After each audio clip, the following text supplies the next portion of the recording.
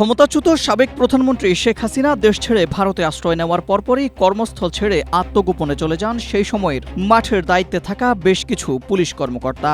আন্দোলন দমন ও হত্যা নির্যাতনে জড়িত সেই সব কর্মকর্তারা এখন কে কোথায় আছেন, এমন প্রশ্নের উত্তর খুঁজতে গিয়ে বেশ কিছু গুরুত্বপূর্ণ তথ্য পাওয়া গেছে। এ নিয়ে একটি প্রতিবেদন প্রকাশ করেছে দৈনিক যুগান্তর। পুলিশ সদর দপ্তরের সংশ্লিষ্ট সূত্রে জানা গেছে, জুলাইয়ের ছাত্র জনতার আন্দোলনের সময় ৬৪ জেলায় দায়িত্ব পালন করা ৭৭ এসপির মধ্যে ৩৫ জনই এখন বিভিন্ন দপ্তরে দায়িত্ব পালন করছেন।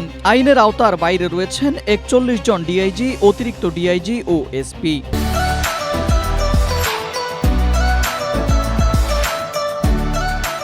উল্লেখযোগ্যদের মধ্যে সরকার মোহাম্মদ কায়সার আছেন বেতবুনিয়া ট্রেনিং সেন্টার বান্দরবানে, ফরিদপুরের এসপি মোহাম্মদ মোর্শেদ আলম ডিসি হিসেবে আছেন রংপুর মেট্রোপলিটন পুলিশে, রাজবাড়ীর এসপি জিএম আবুল কালাম আজাদ এপিবিএনে, শরীয়তপুরের মাহবুবুল আলম ঢাকার পুলিশ স্টাফ কলেজে, শেরপুরের ২ এসপির মধ্যে মোনালিসা বেগম সিআইডিতে এবং আকরামুল হোসেন চট্টগ্রাম রেঞ্জে, কক্সবাজারের মাহফুজুল আলম এপিবিএনে, বান্দরবনের সৈকত শাহীন শিল্পাঞ্চল পুলিশে, খাগড়াছড়ির মুক্তাধর আছেন নৌ পুলিশে। অতিরিক্ত ডিআইজিদের মধ্যে চট্টগ্রাম ডিআইজির কার্যালয়ে একজন সংযুক্ত রয়েছেন। ডিআইজি মাহফুজুর রহমান বর্তমানে টাঙ্গাইল পুলিশ ট্রেনিং সেন্টার এবং প্রবীর কুমার রায় নৌ পুলিশে কর্মরত রয়েছেন। অতিরিক্ত ডিআইজি মোহাম্মদ সাইফুল ইসলাম পুলিশ সদর দপ্তরে, অতিরিক্ত ডিআইজি মোহাম্মদ শহীদুল্লাহ বর্তমানে ডিএমপির যুগ্ম কমিশনার হিসেবে আছেন।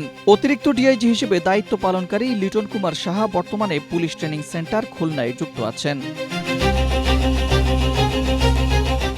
Ahmed Imtiaz, Asia post.